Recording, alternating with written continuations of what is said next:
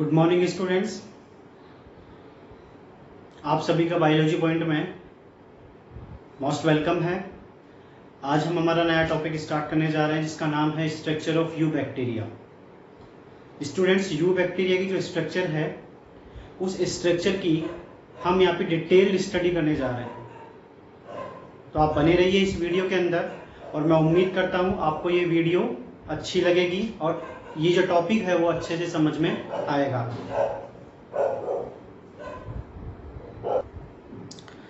Students, जैसा कि आपको पता है बैक्टीरिया की अगर हम बात करते हैं तो बैक्टीरिया जो है वो मोनेरा किंगडम का मेंबर माना जाता है।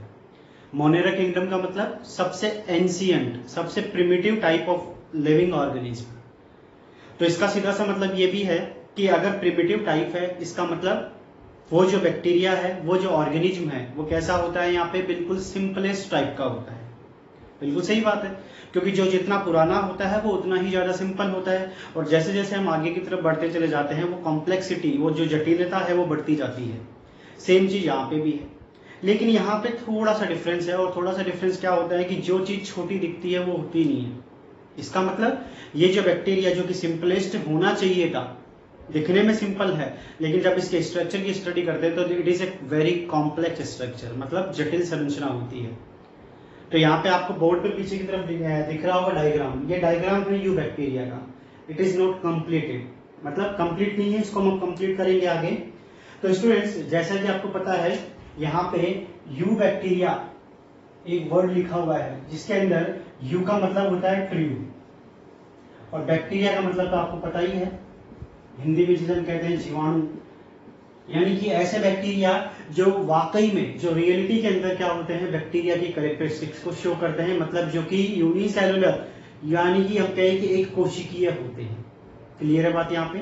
दूसरी सबसे बड़ी बात, जब हमने इसके स्ट्रक्चर की बात की, मतलब यू बैक्टीरिया की जब हम स्ट्रक्चर की बात करते हैं तो यहाँ पे हमें बहुत सारे स्ट्रक्चर्स देखने को मिलती है। तो आप पहले उस स्ट्रक्चर को इस डायग्राम के अंदर नोट करेंगे, मतलब पढ़ेंगे इसको, फिर उसके बाद में हम इसके एक्सप्लेनेशन अलग अलग जो नेम है उसके अकॉर्डिंग करते हैं। तो सबसे पहले आउटर मोस्ट आपको जो दिख रहा है that is green layer structure. ये जो ग्रीन लेयर स्ट्रक्चर होती है ये एक थिक स्ट्रक्चर होती है, मतलब मोटी स्ट्रक्चर होती है इस तरीके की।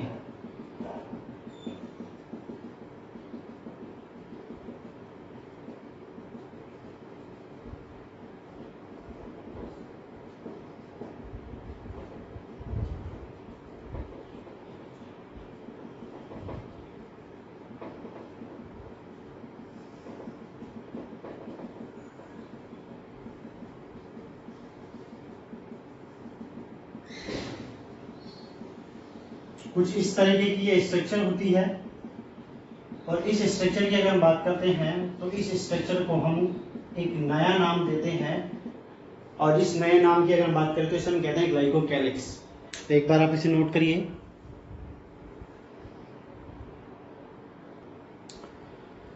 तो यहाँ पे मैंने क्या बताया कि इसकी जो फर्स्ट लेयर होती है उस फर्स्ट लेयर का नाम क्या है, यहाँ पे ग्लाइकोकैलिक्स। ग्लाइकोकैलिक्स क्लियर है बात यहाँ पे। But this glycocalyx is divided into two types. First one is what, capsule, और सेकंड इसमें होती है हमारी स्लिम लेयर या स्लाइम लेयर जिसे हम कहते हैं। क्लियर है बात यहाँ पे। इसका मतलब क्या होगा कि ग्लाइकोकैलिक्स जो है वो कैप्सूल और स्लाइम लेयर दोनों तरीके की पाई जाती है। अब कैप्सूल की अगर बात करते हैं तो कैप्सूल जो होता है वो कैसा होता है, यहाँ पे थिक होता है, ठीक है। और स्लाइम लेयर यहाँ पे कैसी होती है, थिन, प्लस कैसी होती है, लूज होती है।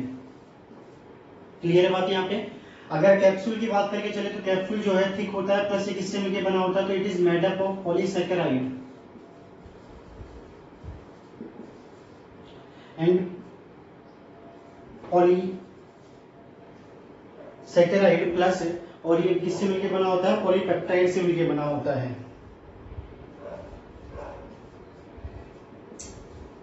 क्लियर है। तो इस तरीके से हमने क्या देखा, ग्लाइकोकैलिक्स जो है वो कैप्सूल या स्लाइम लेयर दोनों तरीके के अंदर पाया जाता है, मतलब कैप्सूल भी एक ग्लाइकोकैलिक्स का ही पार्ट है और स्लाइम लेयर भी ग्लाइकोकैलिक्स का ही पार्ट है। अब इंपॉर्टेंट पॉइंट यहाँ पे ये आता है कि नॉर्मली अगर किसी के बाहर कोई स्ट्रक्चर मिलती है तो उस स्ट्रक्चर को हम नाम देते हैं सेल वॉल। बट यहाँ पे एक एक्स्ट्रा लेयर हमें मिल रही है that is known as glycocalyx. तो इसका कोई ना कोई काम होगा, बिल्कुल सही बात है। It protect bacteria from WBC। इसका मतलब यानी कि जिनके अंदर हमें कैप्सूल देखने को मिलता है, ऐसे बैक्टीरिया को हम क्या कहते हैं? Capsulated bacteria. ऐसे बैक्टीरिया को हम क्या कहते हैं? Capsulated bacteria. इसका मतलब ये इनके अंदर क्या होता है? कैप्सूल प्रेजेंट होता है। क्लियर है? दूसरी सबसे बड़ी बात, जो बैक्टीरिया कैप्सूल प्रेजेंट रखेगा, मतलब जिनके अंदर कैप्सूल हमें देखने को मिलेगा, इसका मतलब क्या होगा कि वो प्रोटेक्शन करेगा। मतलब जैसे कि मान के चलो कि कोई बैक्टीरिया हमारे अंदर एंटर हो रहा है और हमारे अंदर वो एंटर हो रहा है, उसके पास में कैप्सूल है, तो हमारी जो WBC है, मतलब मेरी जो WBC है, वो उसको क्या नहीं कर पाएगी? आइडेंटिफाई नहीं कर पाएगी, मतलब उसको किल नहीं कर पाएगी। इसका मतलब वो प्रोटेक्ट करेगा खुद को, यानी कि मुझे वो क्या कर सकता है? बीमार कर सकता है, क्योंकि हमारी WBC ने तो उसके ऊपर कोई काम ही नहीं किया। इसी वजह से जो कैप्सूलेटेड बैक्टीरिया होते हैं उन्हें हम किसके नाम से जानते हैं? पैथोजेनिक बैक्टीरिया के नाम से जानते हैं। किसके नाम से? पैथोजेनिक के नाम से। क्लियर है? यानी कि रोग कारक होते हैं।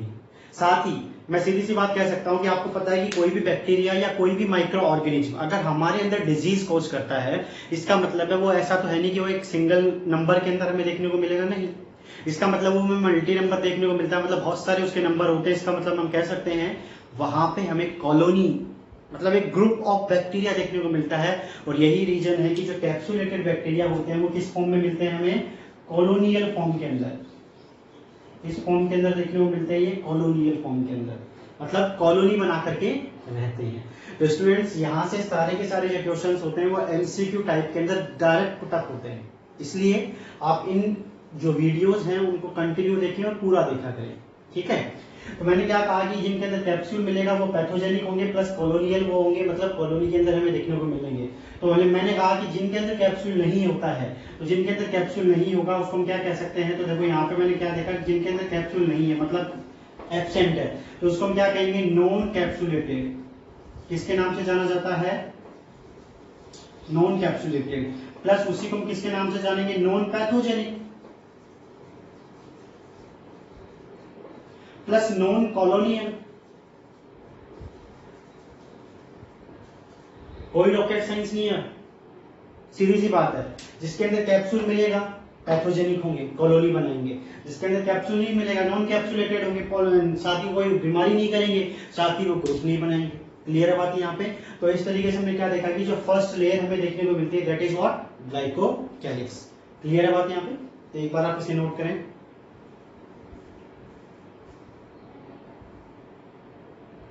नाउ फर्स्ट जो हमारी लेयर थी ग्लाइकोकैलिक्स वो कंप्लीट हो चुकी है। एक और सबसे बड़ी बात, यहाँ पे आप डायग्राम के ऊपर ना जाएं कि सर यहाँ पे डायग्राम तो देखो आपने कैसा बनाया। हमें यहाँ पे केवल और केवल किस चीज से मतलब है? हमारा जो टॉपिक है अबाउट यू बैक्टीरिया वो कंप्लीट हो बस। क्योंकि डायग्राम जो है वो तो हमें थ्योरी एग्जाम के अंदर आराम से टाइम मिलता है बना सकते हैं, बट हमें डिटेल पता होगी तभी तो हम कुछ कर पाएंगे। इसलिए ये मत सोचिए कि डायग्राम टेढ़ा मेढ़ा है कैसा भी है, बट हमें हमारे जो कंसेप्ट हैं वो क्लियर करने हैं। तो नेक्स्ट पॉइंट हमारा आता है क्या? ग्लाइकोकैलिक्स के बाद में जो हमारी सेकंड लेयर जो कि यहाँ ब्लैक कलर की आपको दिख रही है, इसका नाम क्या है? तो इट इज सेल वॉल। क्या होती है ये? सेल वॉल होती है। वेरी कॉमन फीचर है जो कि हमें नाम से पता चल रहा है। वॉल यानी कि एक तरीके से वो प्रोटेक्शन का काम करती है। साथ ही अगर हम कहें कि ये प्रोटेक्शन का तो काम करेगी, लेकिन ये किससे मिलकर बनी होती है? मतलब इसके जो हम कंपोनेंट्स की बात करें, इनके जो कंपोनेंट्स होते हैं उनके अंदर सबसे पहले हमारे पास कंपोनेंट की अगर बात करते हैं तो यहाँ पे हमें देखने को मिलता है क्या? पेप्टिडोग्लाइकेन। पेप्टिडोग्लाइकेन। और सेकंड हमारे को क्या देखने को मिलता है? म्यूरिन। वेरी इंपॉर्टेंट पॉइंट है, बहुत बार क्वेश्चन पूछा जाता है कि यू बैक्टीरिया की जो सेल वॉल होती है वो किससे मिलकर बनी होती है? It is made up of peptidoglycan and murein. दूसरी सबसे बड़ी बात कि ये दोनों के दोनों ही क्या है? तो ये दोनों के दोनों ही एक प्रकार के म्यूकोपॉलीसैकेराइड हैं। क्या है ये? म्यूकोपॉलीसैकेराइड। क्लियर है बात यहाँ पे? तो ये है हमारी सेल वॉल बैक्टीरिया की। अब एक छोटा सा डाउट आ जाता है कि सर आपने ग्लाइकोकैलिक्स के बारे में तो बहुत अच्छा सा इलाबोरेट किया था, यहाँ पे सेल वॉल को आप इतना सही छोड़ रहे हैं। बिल्कुल सही बात है, हम यहाँ पे इसको इतना ही पढ़ेंगे क्योंकि इसके ऊपर हम आगे एक नई वीडियो हमारी सेपरेट आएगी जिसका नाम होगा क्या? कि ग्राम पॉजिटिव और ग्राम नेगेटिव बैक्टीरिया, वो सेल वॉल का ही सारा योगदान है उसके अंदर, सारा जो कॉन्ट्रीब्यूशन है वो सेल वॉल का ही है। इसलिए अभी आप केवल इसको इतना ही पढ़े कि यहाँ पे जो सेल वॉल होती है वो किससे मिलकर बनी होती है, पेप्टिडोग्लाइकेन और म्यूरिन से। It is A type of mucopolysaccharide. Clear है बात यहाँ पे। नेक्स्ट पॉइंट एक बार आप इसे नोट करें। नाउ सेल वॉल के बाद में हमारे पास जो थर्ड इंपॉर्टेंट पॉइंट आता है that is what, cell membrane. क्या आता है, सेल मेम्ब्रेन। सेल मेम्ब्रेन की अगर बात करें तो cell membrane is a analogous structure, cell membrane is a homologous structure to the eukaryote cell membrane. मतलब कि यूकैरियोट्स की जो सेल मेम्ब्रेन जैसी की जैसी होती है वैसी ही यहाँ पे हमें देखने को मिलती है। इसका मतलब it is made up of lipoprotein. अब ये क्या बवाल आ गया, तो lipoprotein is what, lipid plus protein. ठीक है, इट इज क्लियर। तो यहाँ पे हमने क्या देखा कि यू बैक्टीरिया की जो सेल मेम्ब्रेन होती है वो किससे मिलकर बनी होती है, लिपोप्रोटीन से, मतलब लिपिड प्लस प्रोटीन से। It is homologous, homologous to eukaryotic cell membrane. Clear है बात यहाँ पे। होमोलोगस क्यों बोला गया, क्योंकि वहां पे भी जो जिससे मिलके बना होता है, जिससे उसका ओरिजिन होता है, सेम यहाँ पे भी वही है, तो इट इज ए होमोलोगस। तो होमोलोगस के साथ साथ अगर आप कहना चाहें तो ये एनालोगस नाम भी आप यहाँ पे दे सकते हैं। बट एनालोगस में थोड़ा सा चेंज हो जाता है कि वहां पे हम पढ़ेंगे थोड़ा सा कि वो सेलेक्टिव सेमी परमिएबल है, सेमी परमिएबल है, तो यहाँ पे आप उसको थोड़ा सा ना ही ले तो अच्छा है। But it is approximate analogous to eukaryotic cell membrane. Clear है बात यहाँ पे। तो it is a third component of eubacteria, what, cell membrane. Now cell membrane के बाद में जो सबसे इंपॉर्टेंट पार्ट आपको दिख रहा है जो कि बड़ा सारा यहाँ पे है, दैट इज व्हाट, साइटोप्लाज्म। उसी के बारे में हम यहाँ पे बात करेंगे, तो एक बार आप ऐसे नोट करें।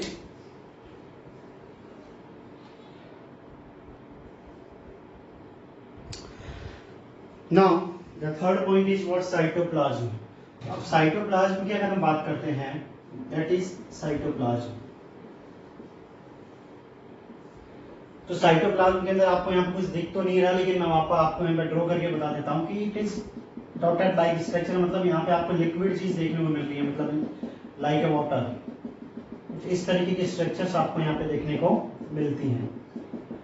ये स्ट्रक्चर्स आपको किसमें देखने को मिलेगी, साइटोप्लाज्म के अंदर। बट यहाँ पे आपको क्या होता है, तो यहाँ पे इंपॉर्टेंट पॉइंट क्या है, तो पहला पॉइंट यहाँ पे आपको मैं बता दूं कि यहाँ पे सेलुलर और सेल ऑर्गेनल्स जिसे हम कहते हैं, मतलब cell organelles, cell organelles are absent. ठीक है, इंपॉर्टेंट पॉइंट है कि यहाँ पे जो सेल ऑर्गेनल्स होते हैं वो क्या होते हैं, एब्सेंट होते हैं। लेकिन सेल ऑर्गेनल्स की अगर बात की जाती है तो यहाँ पे इंपॉर्टेंट पॉइंट क्या है, तो जो सेल मेम्ब्रेन बाउंडेड थी वो वाले एब्सेंट होते हैं। Cell membrane bounded cell organelle are absent. मतलब ऐसे सेल ऑर्गेनल्स जिसके चारों तरफ क्या मिलती थी, खुद की सेल मेम्ब्रेन मिलती थी, वो यहाँ पे क्या होते हैं, एब्सेंट होते हैं। मतलब जैसे कि माइटोकॉन्ड्रिया, जैसे कि क्लोरोप्लास्ट, जैसे कि गोल्जी बॉडी, जैसे कि एंडोप्लाज्मिक रेटिकुलम, ये सारे के सारे यहाँ पे क्या होते हैं, एब्सेंट होते हैं। दूसरी सबसे इंपॉर्टेंट पॉइंट यहाँ पे क्या है, तो इंपॉर्टेंट पॉइंट यहाँ पे ये है कि यहाँ पे साइक्लोसिस,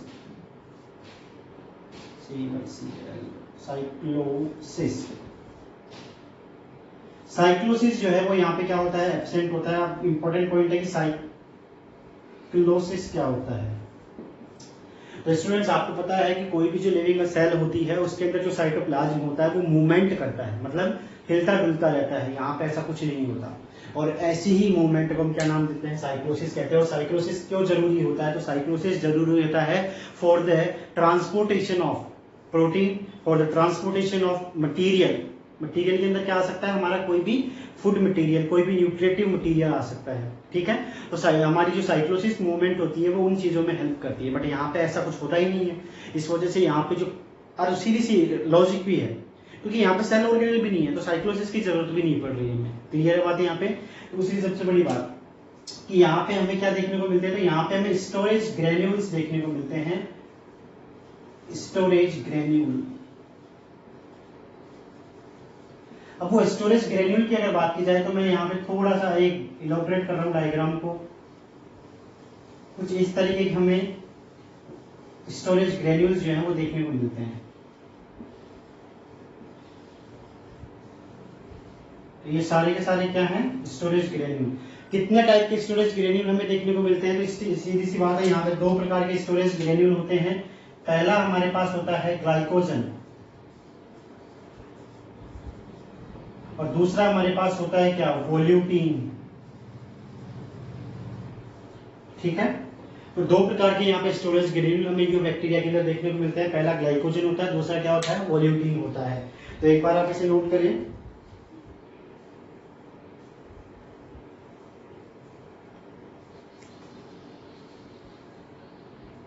इट इज क्लियर कि यहाँ पे हमें क्या देखने को मिल रहा है, ग्लाइकोजन और वोल्यूटीन।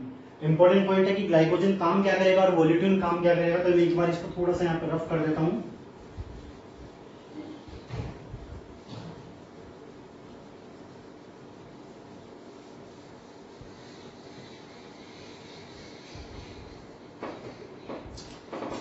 तो मैंने क्या नाम दिया, ये है हमारे स्टोरेज ग्रेन्यूल।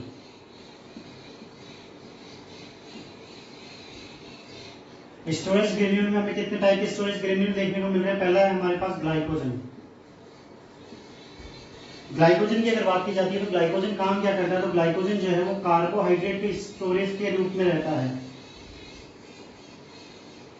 किसके स्टोरेज के रूप में रहता है, ये कार्बोहाइड्रेट के स्टोरेज के रूप में। और सेकंड हमारे पास मिलता है यहाँ पे क्या, तो सेकंड हमारे पास मिल रहा है आपको वोल्यूटीन। इंपॉर्टेंट पॉइंट है कि वोल्यूटीन को ही हम एक नया नाम देते हैं जिसका नाम है मेटाक्रोमेटिक, मेटाक्रोमेटिक ग्रेन्यूल्स। ठीक है, और मेटाक्रोमेटिक ग्रेन्यूल्स की अगर बात की जाती है तो दे मेडअप ऑफ, ये किससे मिलके बने होते हैं, तो ये मिलके बने होते हैं आरएनए से। आरएनए से यानी कि एक प्रकार के राइबोन्यूक्लिक एसिड्स होते हैं।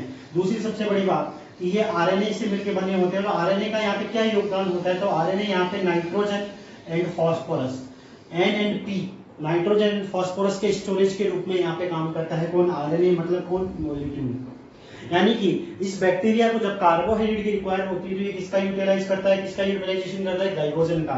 When it required nitrogen and phosphorus it utilize the volutin granule for the food material. Clear बात यहाँ पे।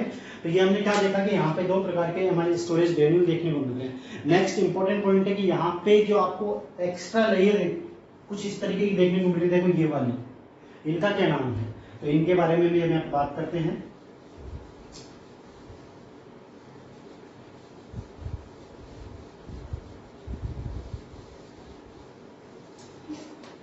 नो, ये जो आपको स्ट्रक्चर देखने को मिल रही है, ये वाली अलग से स्ट्रक्चर, तो इसको मैं पहले यहाँ पे लिख देता हूं। तो इट इज व्हाट, ये है हमारा सेंट्रल मीजोसोम। क्या है ये, सेंट्रल मीजोसोम। ठीक है, इसके बाद में ये जो आपको साइड के अंदर मतलब पेरिफेरी पे जो चीज देखने को मिल रही है उसको मैं यहाँ पे नाम दे देता हूं क्या, peripheral,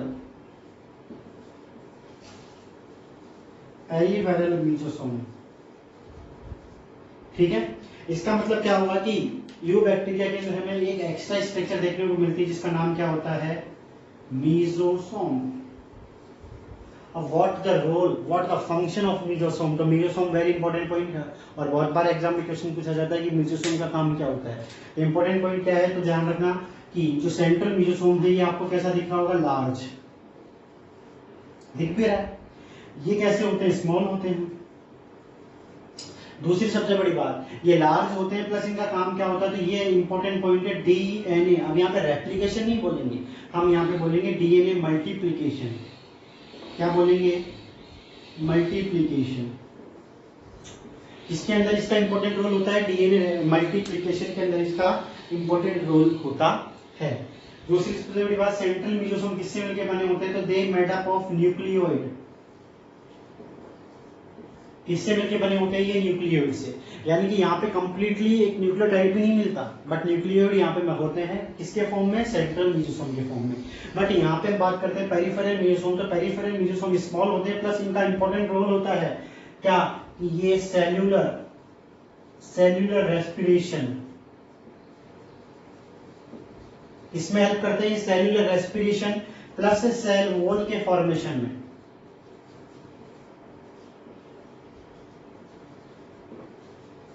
very very very important point है कि पेरिफेरल मीजोसोम का फंक्शन क्या होता है?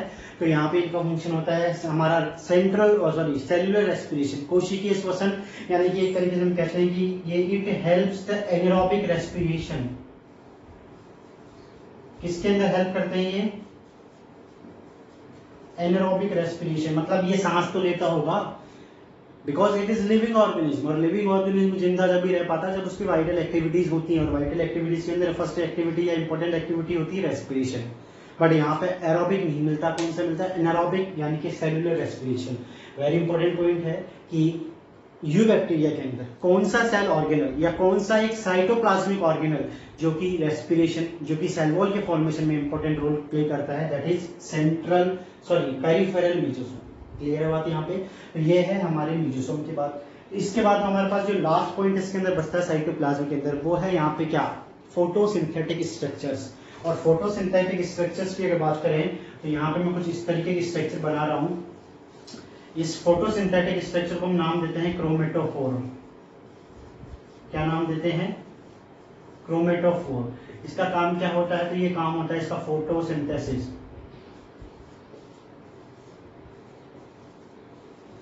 काम क्या होता है इसका? फोटोसिंथेसिस। और ये जिस यू बैक्टीरिया के अंदर मिलती है उसको हम कहते हैं फोटोसिंथेटिक यू बैक्टीरिया। क्लियर है बात यहाँ पे?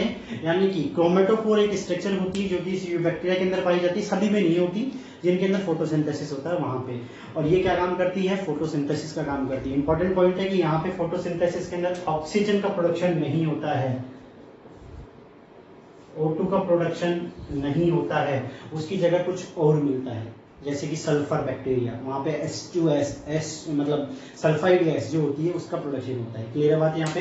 इंपॉर्टेंट पॉइंट स्ट्रक्चर यहाँ पे हमें देखने को मिलती है, तो एक बार आप इसे नोट करें फिर हम आगे बात करते हैं। अब हम बात करते हैं यहाँ पे सबसे इंपॉर्टेंट पॉइंट क्या? तो सबसे इंपॉर्टेंट पॉइंट आपको दिख रहा होगा ग्रीन कलर के स्ट्रक्चर्स, और यही सबसे काम की है। और इस ग्रीन कलर के स्ट्रक्चर के लिए जगह देखते हैं, जगह बच रही है हमारे पास, इस साइड से ले आते हैं इसको, इंपॉर्टेंट है, पढ़ना जरूरी है।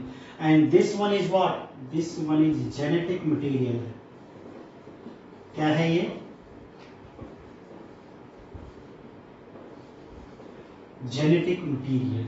और इसी जेनेटिक मटेरियल की अगर हम बात करते हैं तो जेनेटिक मटेरियल को यहाँ पर हम किसके नाम से जानते हैं? तो यहाँ पे इसको हम कहते हैं न्यूक्लियोइड। इसके नाम से जाना जाता है इसको, न्यूक्लियोइड के नाम से। इसको किसके नाम से जाना जाता है? फॉल्स न्यूक्लियस के नाम से। या फॉल्स की जगह यहाँ पे आप एक नया वर्ड यूज कर सकते हैं, शूडो। ठीक है, इसी को हम एक और नाम देते हैं इंसिपिएंट न्यूक्लियस, इंसिपिएंट में। ठीक है, दूसरी सबसे बड़ी बात कि यहाँ पे होता क्या है? तो यहाँ पे इंपॉर्टेंट पॉइंट ये होता है कि यहाँ पे रियल जो जेनेटिक मटेरियल होता है, मतलब यहाँ पे जो डीएनए होता है, जो क्रोमोसोम होते हैं, वो यहाँ पे एक्चुअल या रियल नहीं मिलते हैं। इसका मतलब यहाँ पे हमें क्या देखने को मिलता है? तो यहाँ पे हमें फॉल्स क्रोमोसोम क्या देखने को मिलता है? False chromosome. ठीक है, साथ ही यहाँ पे हमें क्या देखने को मिलता है? Double standard circular DNA.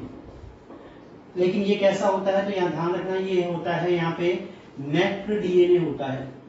Necked DNA क्यों होता है? क्योंकि यहाँ पे स्टोन प्रोटीन जो है एब्सेंट होती है। लेकिन यहाँ पे इंपॉर्टेंट पॉइंट होता है कि यहाँ पे में नॉन स्टोन प्रोटीन,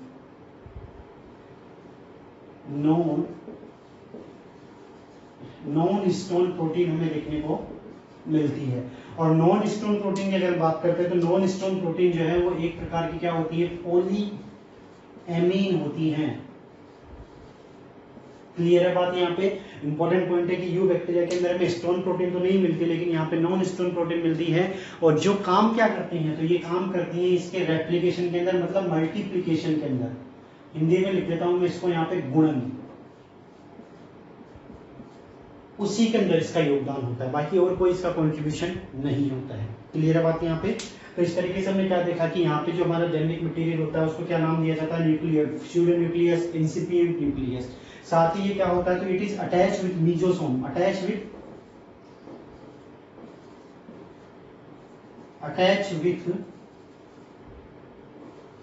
मीजोसोम। ठीक है, किसके साथ अटैच रहता है? ये मीजोसोम के साथ अटैच रहता है। क्लियर है बात यहाँ पे? तो इसी तरीके से हमने यहाँ पे क्या देखा, इसके जेनेटिक मटेरियल के बारे में बात की। इसी जेनेटिक मटेरियल के साथ एक छोटी सी एक एक्स्ट्रा स्ट्रक्चर हमें यहाँ पे देखने को मिल रही है, और उस स्ट्रक्चर को यहाँ पे हम यहाँ पे छोटा सा एक सर्कल बना देते हैं, और इसी सर्कल को मैंने यहाँ पे नाम दिया है क्या? प्लाज्मिड। It is what? तो ये प्लाज्मिड क्या होता है? तो ये होता है हमारा एक्स्ट्रा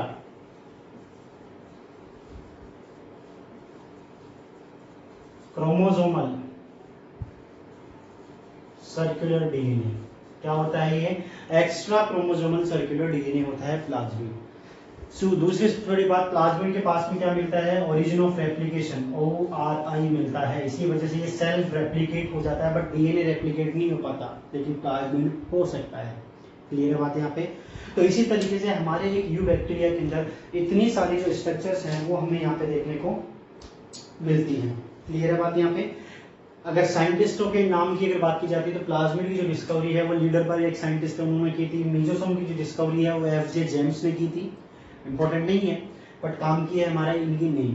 काम क्या है इनका? नेम। तो मैंने क्या देखा, एक बार हम वापस उसको रिव्यू कर लेते हैं। सबसे आउटर मोस्ट जो लेयर हमें देखने को मिलती है दैट इज ग्लाइकोकैलिक्स। इसके बाद हमें मिलता है सेल वॉल, फिर मिलता है सेल मेम्ब्रेन, फिर हमारे पास आता है साइटोप्लाज्म। साइटोप्लाज्म के अंदर हमें बहुत सारे स्ट्रक्चर्स मिलती हैं, बट यहाँ पे मेम्ब्रेन बाउंडेड सेल ऑर्गेनल नहीं मिलते हैं। क्लियर बात यहाँ पे? साइटोप्लाज्म के अंदर हमें क्या देखने को मिलता है? तो यहाँ पे हमें मिलते हैं पहली बात स्टोरेज ग्रेन्यूल, जिसके अंदर मिलता है हमारे पास वोल्यूटिन और ग्लाइकोजन। साथ ही यहाँ पे हमें क्या देखने को मिलता है? तो इसकी जो इनवेजिनेशंस, मतलब जो हमारी सेल मेम्ब्रेन होती है वो इनफोल्ड होकर के क्या बना देती है? मीजोसोम्स। और उन मीजोसोम्स के अंदर परिधि की तरह, मतलब छोटे जो होते हैं उसको हम कहते हैं पेरिफेरल मीजोसोम्स। सेंटर में एक बड़ा होता है जिसको नाम देते हैं सेंट्रल मीजोसोम्स। काम हमने देख लिए। सेंटर में एक और चीज हमें एक्स्ट्रा मिलती है, ग्रीन कलर की आपको दिख रही है, जिसका नाम है यहाँ पे जेनेटिक मटेरियल, जिसका नाम है न्यूक्लियोइड, जिसका नाम है इंसिपिएंट न्यूक्लियस, जिसका नाम है फॉल्स न्यूक्लियस, जिसका नाम है स्यूडो न्यूक्लियस। इसके बाद यहाँ पे हमें एक एक्स्ट्रा स्ट्रक्चर मिलती है जिसका नाम होता है क्रोमेटोफोर, जो कि एक फोटोसिंथेटिक स्ट्रक्चर है जो कि फोटोसिंथेसिस में काम आती है। इसके बाद हमें क्या देखने को मिलता है? यहाँ पे एक एक्स्ट्रा गोला सा देखने को मिलता है, दैट इज व्हाट? प्लाज्मिड, जो कि किसके नाम से जाना जाता है? इसको एक्स्ट्रा क्रोमोसोमल सर्कुलर डीएनए। ये था हमारा overview about the ultra structure of you bacteria. इसके बाद में बहुत सारे पॉइंट जो हैं वो अलग अलग टॉपिक के साथ में हमारी नई वीडियोस के अंदर आएंगे, जैसे कि प्लाज्मिड के बेस के ऊपर 2 प्रकार के बैक्टीरिया होते हैं, F-, F+ पढ़ेंगे। साथ ही सेल वॉल की बेस के ऊपर भी 2 प्रकार के बैक्टीरिया होते हैं, ग्राम पॉजिटिव, ग्राम नेगेटिव, वो भी हम पढ़ेंगे। अभी हमने इस वीडियो के अंदर किसके बारे में बात की है? Ultra structure of you bacteria. मैं उम्मीद करता हूँ आपको ये वीडियो अच्छी लगी होगी। फिर भी अगर कोई डाउट रह जाते हैं तो आप मुझे कमेंट बॉक्स में पूछें, और इस वीडियो को अपने फ्रेंड्स के साथ में ज़्यादा से ज़्यादा शेयर करें, क्योंकि नॉलेज बांटने से बढ़ती है। ऐसा नहीं है कि हमने पढ़ लिया हमारे दोस्तों को नहीं बताएंगे, हम सबको बताएंगे। ठीक है, thank you very much students.